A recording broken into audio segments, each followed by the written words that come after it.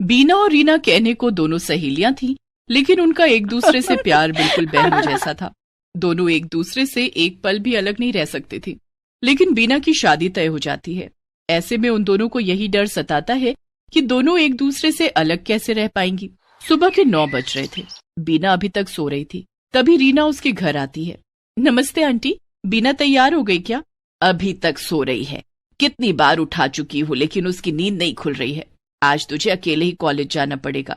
नहीं आंटी, ऐसा कभी हुआ है क्या? आप तो जानती हैं कि मैं बीना के बगैर कहीं नहीं जाती। तो जाके उठा उसे। महारानी आज बिस्तर छोड़ने का नाम ही नहीं ले रही है। रीना बीना के कमरे में जाती है तो देखती है कि बीना चादर तानकर सो रही है। बीना उठ, कॉलेज नहीं जाना क्या? सुबह के 9 बज गए हैं। तू है कि अभी तक सो रही है? सोने देना यार। आजा तू भी सो ले, छोड़ आज क्लास व्लास। नहीं बीना, हमारे एग्जाम्स नजदीक हैं। क्लास छोड़ेगी तो परीक्षा कैसे देगी? चल जल्दी से उठकर तैयार हो जा। रीना बीना को उठाती है और थोड़ी देर में बीना तैयार हो जाती है। फिर दोनों सहेलियां एक साथ स्कूटी पर कॉलेज चली जाती हैं। वो स्कूटी रीना की थी, जिस पर बैठकर रोज दोनों सहेलियां कॉलेज जाती। रीना और बीना की दोस्ती फूलों में सुगंध की तरह थी। वे दोनों कभी एक दूसरे से अलग नहीं रह सकती थी। कॉलेज हो या मार्केट, कहीं भी जाना हो तो दोनों एक साथ जाती और खाली समय में एक साथ बैठकर पढ़ाई करती। दोनों की दोस्ती बचपन से चली आ रही थी और समय के साथ साथ जैसे जैसे रीना और बीना बड़ी हुई, उनकी दोस्ती भी और गहरी और अटूट होती चली गई। इसी तरह दिन बीत रहे थे। रीना और बीना की पढ़ाई पूरी हो गई थी। अब दोनों की शादी की बात चल रही थी। एक दिन बीना रीना के घर मिठाई का डिब्बा लेकर आती है। बीना, तेरे हाथ में ये मिठाई का डिब्बा कैसा? रीना, आज मुझे लड़के वाले देखने आए थे। मेरी शादी पक्की हो गई है। अगले महीने वरुण के साथ मेरी शादी हो जाएगी। बीना के मुंह से उसकी शादी की बात सुनते ही रीना उदास हो जाती है। क्या बात है बीना, तू मेरी शादी से खुश नहीं है क्या? नहीं बीना, ऐसी कोई बात नहीं है। मैं तो चाहती हूँ कि मेरी सहेली दुल्हन बने और मैं तुझे अपने हाथों से सजाऊं। फिर तू उदास क्यों हो गई? शादी के बाद तू अपने ससुराल चली जाएगी, फिर मैं तेरे बिना कैसे रहूंगी? हम दोनों कभी एक दूसरे से एक पल के लिए भी जुदा नहीं हुए। तू ठीक कह रही है रीना, तेरे बिना तो ससुराल में मेरा दिल ही नहीं लगेगा। मुझे हर वक्त तेरी याद आएगी। लेकिन अभी मेरी शादी को 1 महीना है। हम इस 1 महीने में हरदम एक दूसरे के साथ रहेंगे। तू ही मेरी शॉपिंग करवाएगी। अंकल आंटी से कह दे कि आज से तू मेरे घर में मेरे साथ रहेगी जब तक मेरी शादी नहीं हो जाती। ठीक है बीना, मैं अभी अपने कुछ कपड़े लेकर आती हूँ। ठीक है। रीना अपने माता पिता को बताती है कि आज से 1 महीने के लिए वो बीना के घर पर रहेगी। रीना के माता पिता मान जाते हैं। फिर रीना अपने कुछ कपड़े लेकर बीना के घर आ जाती है। अब दोनों सहेलियां एक दूसरे के साथ रहने लगती हैं। दोनों बहुत खुश थीं। कुछ दिनों के बाद बीना की सगाई वरुण के साथ हो जाती है। वरुण का एक छोटा भाई भी था जिसका नाम तरुण था।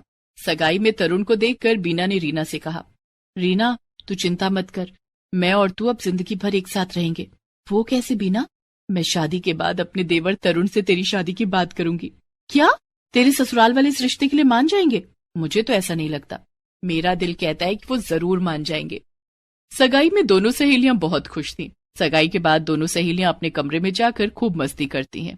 इस तरह कुछ दिन और बीत गए। बीना की शादी की तारीख नजदीक आ रही थी। सब कुछ ठीक चल रहा था, लेकिन अचानक एक हादसा हो जाता है। उस दिन बीना के माता पिता शादी की शॉपिंग करने बाजार गए थे। घर में बीना और रीना अकेली थी। तभी बीना ने रीना से कहा, रीना पापा मम्मी को घर आने में काफी देर हो जाएगी, क्यों ना हम खाना बना ले? हाँ बीना, तू ठीक कह रही है। ठीक है, मैं रसोई में जाती हूँ। ठीक है, तू चल, मैं अभी आती हूँ। बीना खाना बनाने के लिए रसोई में चली जाती है और मन में सोचती है, आज खीर बना लेती हूँ। पापा को खीर बहुत पसंद है। खीर देखेंगे तो खुश हो जाएंगे। ऐसा सोचकर बीना खीर बनाने के लिए एक बड़े से पतीले में दूध उबालने लगती है। थोड़ी देर बाद दूध पूरी तरह से उबल चुका था। बीना अपने हाथों से दूध का पतीला उठाने लगती है, लेकिन पतीला काफी गर्म होने के कारण उसके हाथ से छूट जाता है और सारा गर्म दूध बीना के ऊपर गिर जाता है। बीना जोर से चीखती है। उसकी आवाज सुनकर रीना दौड़कर रसोई में आती है। वो देखती है कि बीना फर्श पर गिरी हुई थी और दर्द से छटपटा रही थी। वो बुरी तरह से जल गई थी। ये सब देखकर रीना फौरन फोन करके एम्बुलेंस को बुलाती है और बीना को अस्पताल लेकर जाती है। अस्पताल पहुंचकर उसने बीना के माता पिता और उसके ससुराल वालों को फोन किया और सारी बात बताई। उधर अस्पताल में पेशेंट की हालत बहुत गंभीर है। वो काफी जल चुकी है। उन्हें कुछ दिनों तक अस्पताल में रहना होगा। अंकल आंटी, बीना के साथ अस्पताल में मैं रहूंगी और बीना की देखभाल करूंगी। आप लोग बिल्कुल भी चिंता मत कीजिए, बीना जल्दी ठीक हो जाएगी। नहीं रीना बेटी, तू क्यों परेशान होती है?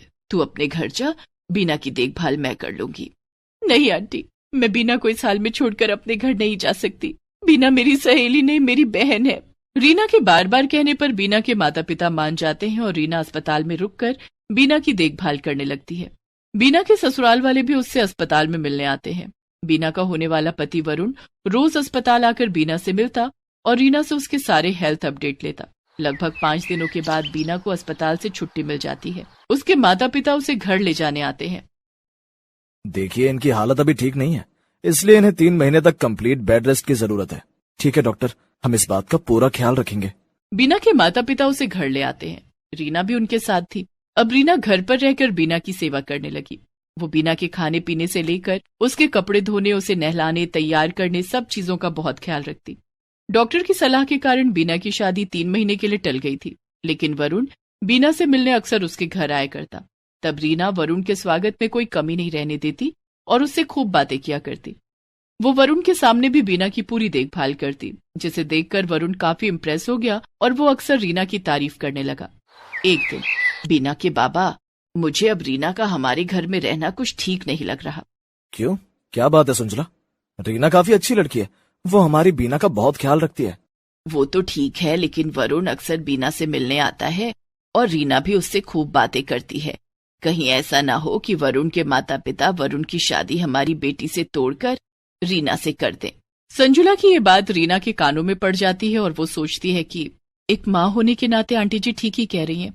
मुझे मेरी सहेली की भलाई के लिए यहाँ से चले जाना चाहिए। रीना दुखी होकर बीना के घर से चली जाती है और अपने घर आ जाती है, लेकिन घर आकर वो बीना को बहुत याद करती है। बीना के बिना उसका कहीं दिल नहीं लगता है। रीना को उदास देखकर उसकी माँ शीतल कहती है, क्या बात है रीना बेटी, जब से तू बीना के घर से आई है बहुत परेशान लग रही है। कुछ नहीं माँ। ठीक है, नहीं बताना तो मत बता, लेकिन कल तुझे देखने के लिए लड़के वाले आ रहे हैं। ठीक समय पर तैयार हो जाना। ठीक है माँ। दूसरे दिन रीना को देखने के लिए लड़के वाले आते हैं। रीना बेमन से किसी तरह से तैयार होकर लड़के वालों के सामने आती है, लेकिन उन्हें देखकर चौंक जाती है। सामने वरुण अपने माता पिता और छोटे भाई तरुण के साथ बैठा था। उन्हें देखकर रीना को धक्का सा लगता है और वो सोचने लगती है कि सच में कहीं ये लोग बीना से रिश्ता तोड़कर वरुण की शादी मेरे साथ तो नहीं करना चाहते। लेकिन मैं ऐसा नहीं होने दूंगी। मैं अपनी सहेली के साथ धोखा नहीं कर सकती। रीना ये सब सोच ही रही थी कि तभी वरुण ने कहा, क्या सोच रही हो रीना? अब कुछ नहीं, कुछ भी तो नहीं। तभी वरुण की माँ छाया ने कहा, रीना, हमें वरुण ने सब बता दिया है कि तुम बीना से कितना प्यार करती हो और उसकी कितनी देखभाल करती हो। जो लड़की अपनी सहेली से इतना प्यार कर सकती है, वो अपने ससुराल वालों से कितना प्यार करेगी। इसलिए तो हम अपने छोटे बेटे तरुण के लिए तुम्हारा हाथ मांगने आए हैं। अब तुम दोनों सहेलियों की शादी एक ही दिन एक ही मंडप में होगी और तुम दोनों हमेशा के लिए एक साथ रहोगी।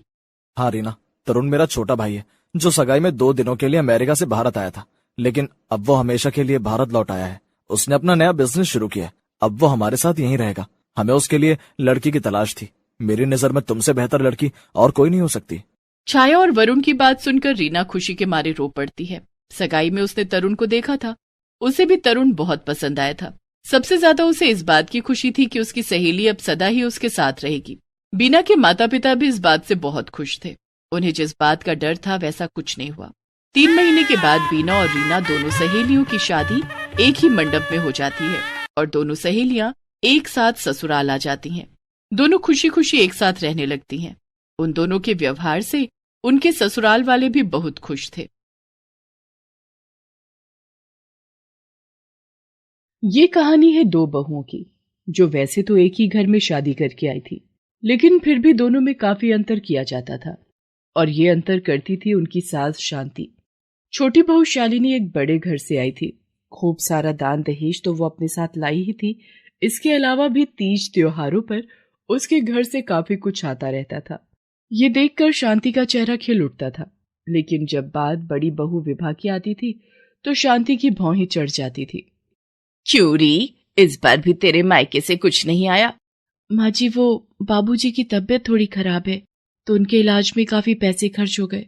बात हुई थी मेरे पापा से, वो कह रहे थे कि रहने दे, ये सब बहाने मैं पहले भी कई बार सुन चुकी हूँ। अब यहाँ खड़ी खड़ी क्या देख रही है? जाकर खाना बना जल्दी। विभा चेहरा लटकाए रसोई में चली जाती है। काम चाहे छोटा हो या बड़ा, सब कुछ विभा को ही करना होता था। छोटी बहू शालिनी की कोई जिम्मेदारी नहीं थी और ये सब शांति की मर्जी से ही हो रहा था। माँ जी, ये लीजिए आपके कपड़े, मैंने तय कर दिए। अरे तुमने तकलीफ क्यों की बेटी? विभा वो क्या कर रही है? भाभी दूसरे काम कर रही थी माँ जी। वैसे मैं सोच रही थी कि घर के काम भाभी और मैं आपस में बांट लेते हैं। ना बेटी, तुम्हें कुछ भी करने की जरूरत नहीं। तुमने शादी के पहले कभी घर के काम किए नहीं हैं, तो यहाँ क्यों करोगी? वैसे भी तुम तो अपने लिए नौकरी ढूंढ रही हो ना? जी माँ जी, लेकिन जब तक जॉब नहीं मिलती तब तक मुझे भाभी के घर के कामों में मदद करनी चाहिए। आखिर मैं भी तो इस घर की बहू हूँ, तो भाभी सारे काम क्यों करे? तुम इतना मत सोचो बेटी, वो ऐसे ही घर से है, उसे काम करने की आदत है। तुम्हारे आने से पहले भी तो कर ही रही थी। तुम सारा ध्यान अपने लिए नौकरी ढूंढने में लगाओ, वो ज्यादा जरूरी है। घर के कामों की चिंता मत करो तुम। शालिनी भले ही एक अमीर घर से आई थी, लेकिन फिर भी उसमें बिल्कुल भी घमंड नहीं था। वो विभा की घर के कामों में मदद करना चाहती थी, लेकिन शांति ने उसे ऐसा नहीं करने दिया। दरअसल वो चाहती थी कि शालिनी जल्द से जल्द नौकरी कर ले ताकि उसकी तनख्वाह भी घर में आ सके। दूसरी तरफ विभा अब थक चुकी थी। एक तो घर के सारे काम, ऊपर से शांति के ताने, ये सब अब उससे बर्दाश्त नहीं हो रहा था। उफ, कितना काम पड़ा है, क्या करूं? शालिनी को मदद के लिए बोल दूं क्या? नहीं, माँ जी को पता चल गया तो आफत कर देंगी। हे भगवान, क्या इंसाफ है ये। मेरे माँ बाप गरीब हैं तो इस घर में नौकरानी से ज्यादा हैसियत नहीं है मेरी। और वो महारानी जब से आई है आराम ही फरमा रही है। विभा का पति और शांति का बड़ा बेटा राजेश भी इस मामले में कुछ नहीं बोलता था, क्योंकि वो भी अपनी माँ से बहस नहीं करना चाहता था। देखो विभा, माँ कैसी है ये तुम भी जानती हो और मैं भी। तो उनसे बात करके तो कुछ नहीं होने वाला, वो कभी नहीं बदलेंगी। मैं बस इतना कर सकता हूं कि अलग किराए पर रहने का इंतजाम कर सकता हूं। नहीं, ये ठीक नहीं होगा। हम अलग हो गए तो ये घर बिखर जाएगा। विभा अपने घर को तोड़ना नहीं चाहती थी, बस वो इतना चाहती थी कि उसकी सास उसे भी प्यार करे। दरअसल विभा ने अपनी माँ को पैदा होते ही खो दिया था। उसके पिता ने ही उसे पाल पोस कर बड़ा किया, लेकिन शादी के बाद उसने अपनी सास शांति में अपनी माँ को पाना चाहा। वो पूरी मेहनत से घर के सारे काम करती थी, लेकिन फिर भी शांति को खुश कर पाना उसके बस से बाहर था। वाह भाभी, आज खाना तो बहुत ही अच्छा बना है। शालिनी, तुम कब सीखोगी ऐसा खाना बनाना? वो क्यों सीखेगी? उसे जरूरत क्या है खाना बनाने की? अरे वो पढ़ी लिखी आज के जमाने की लड़की है, बढ़िया जॉब करेगी और पैसे कमाएगी। और वैसे भी ये घर के काम क्या मुश्किल है, इन्हें तो कोई भी कर सकता है। घर के सारे सदस्यों के सामने ये विभा की बेइज्जती थी, जो इस बार वो बर्दाश्त नहीं कर सकी। उसे कुछ तो करना ही था। काफी सोचने के बाद उसे एक हल समझ आया। हाँ, यही है वो पर्चा, जिसे चाहे वश में करे। हर मुश्किल होगी आसान, मिलेगा हर समस्या का समाधान। अभी कॉल करें बाबा वशीकरण। ठीक है, फिर सब कुछ तो करके देख ही लिया है, एक बार ये भी करके देख लेती हूँ। विभा को एडवर्टीजमेंट का वो पर्चा घर में आने वाले अखबार के साथ मिला था। विभा को हर हाल में शांति से माँ जैसा प्यार चाहिए था। इसके लिए वो जादू टोने का सहारा लेने को भी तैयार हो गई। वो उस बाबा से मिलने जा पहुंची। तो सास को काबू करना चाहती है? ठीक है, हो जाएगा। ये ले, अपनी सास को खाने में मिलाकर देती रहना। याद रहे, इसका असर सिर्फ 24 घंटों तक ही रहेगा, इसलिए तुझे इसे हर रोज अपनी सास के खाने में मिलाना होगा। विभा गलत रास्ते पर थी, लेकिन उसे इस बात का एहसास नहीं था। उसने अगले ही दिन से शांति के खाने में वो विभूति मिलाना शुरू कर दिया, जिसके बाद वाह क्या बात है, गजब का स्वाद है। कहाँ है वो? कौन माँ जी? मेरी बच्ची, मेरी बेटी विभा। बुलाओ उसे, आज उसे मैं इनाम देना चाहती हूँ। हैं माँ, क्या हो गया है आपको? आज तो खिचड़ी बनी है, वो भी मूंग की दाल की। इसमें क्या स्वाद आ रहा है आपको? तू पागल है, ऐसी खिचड़ी, ऐसा स्वाद, आ मन खुश हो गया मेरा तो। वो बेचारी सारा दिन घर में काम करती रहती है और तुम सब एक बार उसकी तारीफ तक नहीं करते। और तुम ये क्या मेम साहब बन के डाइनिंग टेबल पर सबसे पहले आके बैठ जाती हो? जाओ, जाकर रसोई का काम संभालो और विभा को यहाँ भेजो। आज वो हम सबके साथ बैठकर खाना खाएगी। शांति में आए इस बदलाव को देखकर सबसे ज्यादा शालिनी हैरान थी, लेकिन फिर भी उसने कुछ नहीं कहा और चुपचाप रसोई में जाकर काम करने लगी। विभा, आ गई बेटी, आ यहाँ बैठ मेरे पास, दिखा अपने हाथ तो दिखा जरा। शांति फौरन अपने हाथों से सोने की चूड़ियां उतारकर विभा को पहना देती है। माँ जी, ये आप मुझे क्यों दे रही हैं? क्योंकि ये तेरे हाथों में ज्यादा अच्छी लग रही हैं। बहुत अच्छा खाना बनाया बेटी, लेकिन अब तू घर का कोई भी काम नहीं करेगी, ठीक है ना? तो कौन करेगा माँ जी? शालिनी करेगी। इतने दिन हो गए, नौकरी वोकरी तो कुछ मिल नहीं रही उसे, तो कम से कम घर के काम ही करे। अरे वाह, ये तो कमाल ही हो गया, इतनी जल्दी इतना तगड़ा सर। वाह बाबा जी, आपने तो मेरी किस्मत ही बदल दी। विभा की इच्छा पूरी हो रही थी। शांति उसे अपनी बेटी की तरह प्यार करने लगी और घर के सारे काम अब शालिनी के सिर पर आ गए, जो अब शालिनी पर भारी पड़ रहे थे। साथ ही उसे ये बात भी अजीब लग रही थी कि घर में खाना बनाती तो हमेशा वही थी, लेकिन शांति के लिए खाना लेकर हमेशा विभा खुद ही जाती थी। शालिनी, बहस मत करो मुझसे, मैंने कहा ना माँ जी मेरे हाथों से ही खाना चाहती हैं, तुम फटाफट थाली लगा कर दो बस। लेकिन भाभी, अगर मैं खाना ले जाऊं तो उसमें क्या परेशानी है? माँ जी अगर कुछ कहेंगी तो मैं सुन लूंगी। अब लेकिन मैं नहीं सुन पाऊंगी ना, वो मुझे डांटेंगी और ऐसा मैं नहीं चाहती। तुम खाना लगा कर दो ना जल्दी से, माँ जी को भूख लग रही होगी। शालिनी को विभा पर शक हो रहा था। उस वक्त तो उसने शांति के लिए खाने की थाली विभा को दे दी, लेकिन वो खुद भी विभा के पीछे पीछे गई और आखिरकार उसने विभा को शांति के खाने में कुछ मिलाते हुए देख लिया। विभा का ये सब करते हुए उसने एक वीडियो भी अपने मोबाइल में रिकॉर्ड कर लिया। शांति पर टोटके का असर खत्म हो रहा था। विभा को फौरन शांति को खाना खिलाना था, लेकिन उससे पहले ही। शालिनी, क्या किया ये? तुम्हारा दिमाग तो ठीक है ना? दिमाग तो आपका खराब हो गया है भाभी, मैंने सब कुछ अपनी आंखों से देखा है। बताइए, क्या मिलाया है आपने माँ जी के खाने में? क्या? मेरे खाने में क्या मिलाया है तूने? अरे बता जल्दी। शांति पर टोटके का असर पूरी तरह खत्म हो चुका था और खाने की थाली भी जमीन पर गिर चुकी थी। ऊपर से शालिनी ने अपने मोबाइल में रिकॉर्डेड वीडियो भी शांति को दिखा दी थी। अब तो शांति का गुस्सा 7वें आसमान पर था। अच्छा, तो मारना चाहती है मुझे? वो तो अच्छा हुआ जो शालिनी ने ये सब देख लिया, वरना तो आज ये कर ही देती मेरा राम नाम सत्य। नहीं माँ जी, मैं ऐसा कुछ नहीं कर रही थी। मैं तो बस आपका प्यार पाना चाहती थी, बस इतना ही चाहती थी मैं। विभा सारी सच्चाई बता देती है और हाथ जोड़कर शांति और शालिनी से माफी भी मांगती है। माफ कर दीजिए माँ जी, शालिनी तुम भी हो सके तो मुझे माफ कर देना। सच में मैं क्या कर रही थी इसका अंदाजा मुझे अब हुआ है। माँ जी, इससे पहले कि आप मुझे इस घर से निकालें, मैं खुद ही चली जाती हूँ। इतना कहकर विभा रोती हुई घर से बाहर जाने लगती है, लेकिन तभी शालिनी उसे रोक लेती है। नहीं भाभी, आप कहीं नहीं जाएंगी।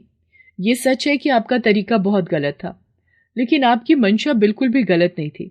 माँ जी, इस घर की 2 बहुएं हैं जिनका इस घर पर और आपके प्यार पर बराबर का हक है। प्लीज आप भाभी को माफ कर दीजिए। शालिनी की बात शांति को समझ आ गई थी, उसे भी अपनी गलतियों का एहसास था।